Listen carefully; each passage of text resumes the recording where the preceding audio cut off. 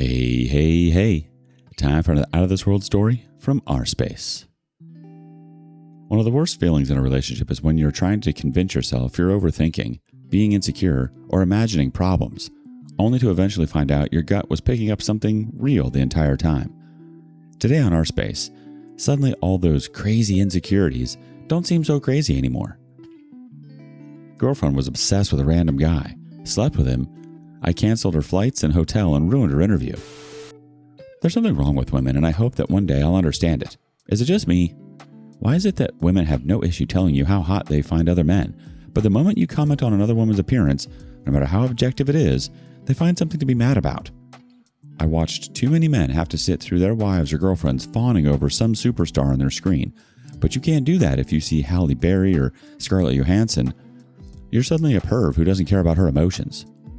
I, 29 male, have had to deal with my girlfriend, Sasha, 30 female, doing this for a long time. And what makes it even worse for me is the fact that I would even be able to understand better if it was a famous person. The most average looking person can be famous, and suddenly he's the hottest person to women who wouldn't even have looked at him if he was on the street beside them. When it is a famous person, it's almost better because you don't have to worry about them actually being a threat, since they simply won't ever get close enough. Tell me why Sasha was busy obsessing over some random guy in her area that she had seen a few times. She claimed he was so handsome and he looked like a supermodel. She was smart enough to not actually drool over him around me. She tried to make it seem like it was all about an appreciation of his beauty, but I knew if she had the chance, she would F him. I didn't think that initially, but when she couldn't shut up about the guy, that was what I was led to assume. I had to tell her to shut up about him. To be honest, it got tiring really quickly. But I like to give people some grace. I wanted to assume that she wasn't a fool and she'd be able to understand that her enthusiasm about the guy wasn't appreciated. She didn't realize that on her own, so one day when she brought him up, I just snapped. I told her that she just had to shut up about the guy because I didn't care. I didn't want to know how much my girlfriend found another man attractive. I asked her why she even thought it was a sensible thing to be ringing in my ears all the time. I told her that if the roles were reversed, she'd be really mad, but she claimed that wasn't the case. We both knew she was lying. Maybe she was delusional enough to think that she was telling the truth. That's how they can be sometimes, and it gets really irritating when you experience it. Ultimately, I had the right to be mad about it. I let her know that.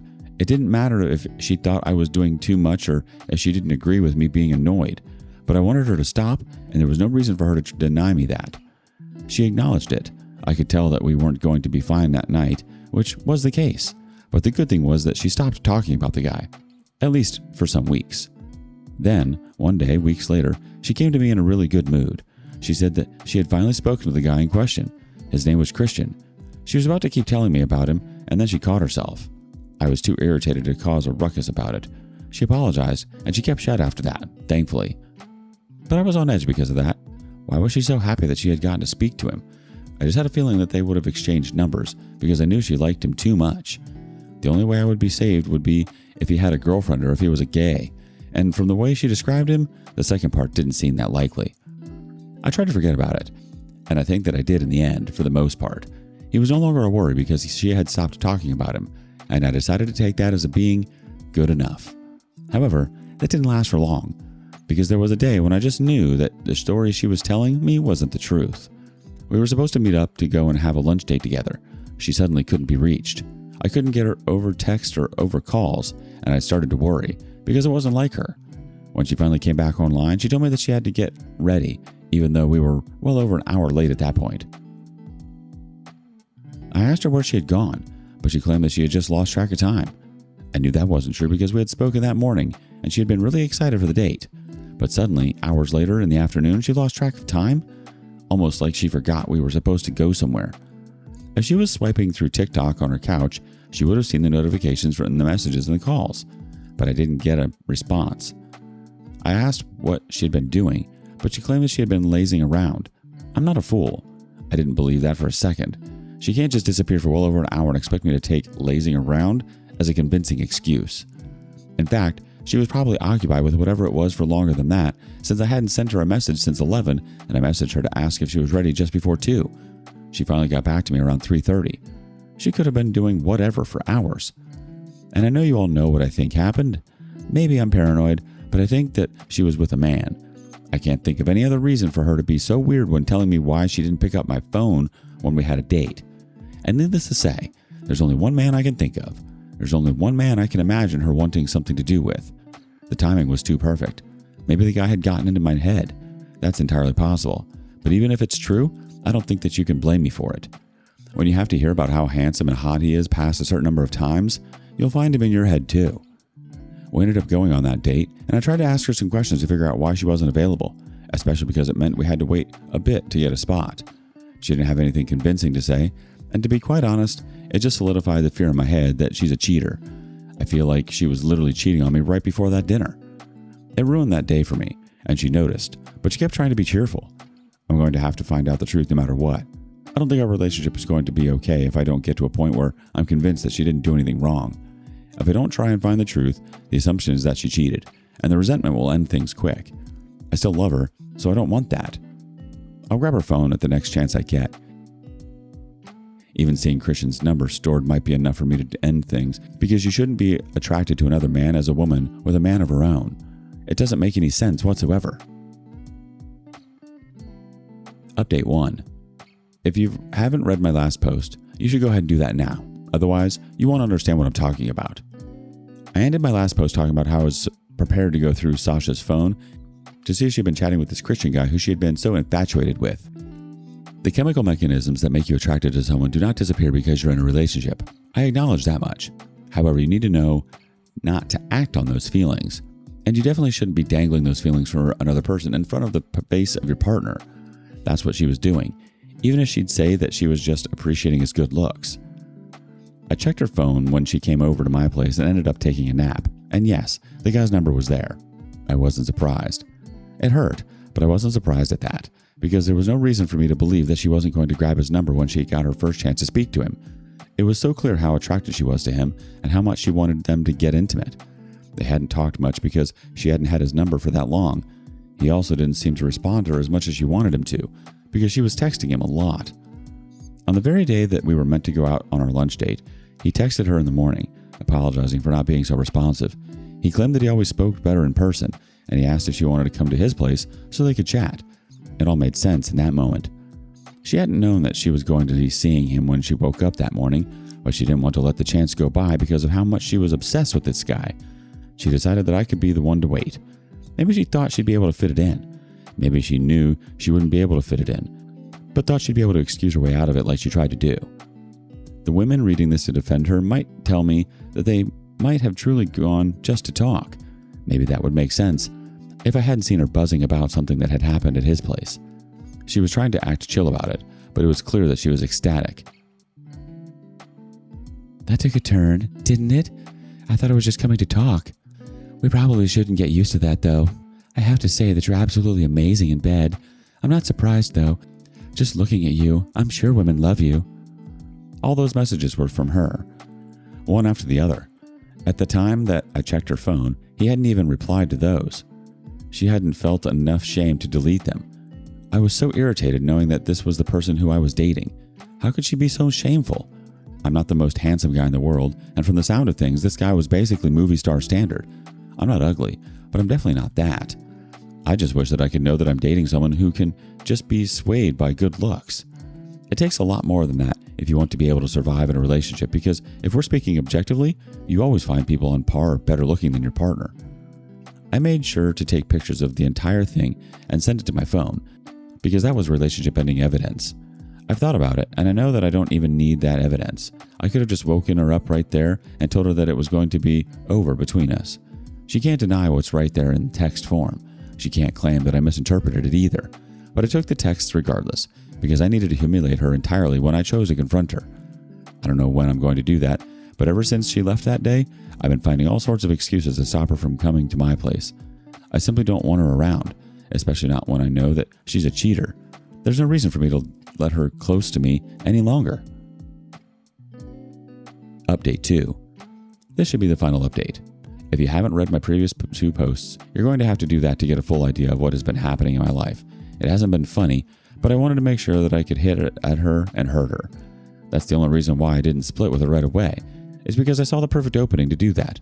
I saw exactly how to destroy her, and I wasn't going to let it go.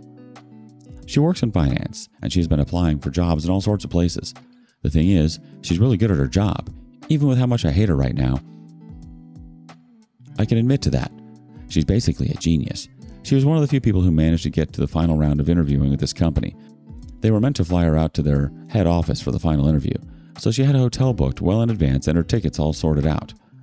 I knew that was coming up, and that was exactly where I planned to hurt her. I had her name, I had her flight and hotel details. I knew how I was going to time it, too. When the day came, she got on the plane. I was there to see her take off. As soon as she was on the plane, I used her details to cancel the booking that she had for her return flight. That wasn't it. I canceled her hotel reservation as well. I wanted her to end up in the country, completely unable to settle in as she should have been able to.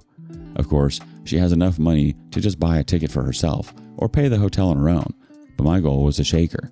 I knew it was going to work. In fact, I knew it was working when hours later she called me over and over, but I refused to pick up. I simply wasn't going to. The next time we would talk was when she was back in the States. It was killing me because I wanted to hear her crash out, but I wanted to destabilize her as much as possible. I also knew that she was going to send someone to our house, so I stayed with a friend. I saw when her messenger came, thanks to the Ring camera. Fast forward to when she got back home. I was in the bedroom, and I knew she was back because the door swung open with a loud bang and she started screaming my name. I braced myself for the confrontation. The first thing she asked me was, "Where the F were you? Where the actual F were you? You better have a good explanation for this, because what the F?" I told her to relax, knowing that would just inflame her more. It did. She told me to shut up. I playfully told her that was rude. She threatened to kill me. That was a little scary, but I ignored it. I asked her what the matter was. I said that my phone had been acting wonky, so I couldn't pick up phone calls. That was when she told me that I hadn't spoken to her the entire time that she was abroad. She went through something horrible. She didn't understand it, and she wished that I would have been there to help, or at least support her. I asked what happened, so she told me that her hotel had been canceled, and she only found out when she got there. They didn't have rooms, besides the most expensive one, so she had to do a lot of thinking and figure out another place to stay on short notice, out of her own pocket. I commiserated with her. She said that it destabilized her so badly because instead of preparing in a comfortable room after a long flight, she was busy searching for another place that she could stay. She said that the interview hadn't gone great. She knew she didn't do horrible, but by her standard it could have been so much better. And she hated that. She knew everyone was going to be on their A game. She also said that the company said they knew nothing about her room, which had been canceled. When she called the hotel, they clarified it had been canceled, and she couldn't understand it. It had happened soon after she took off. She wasn't done.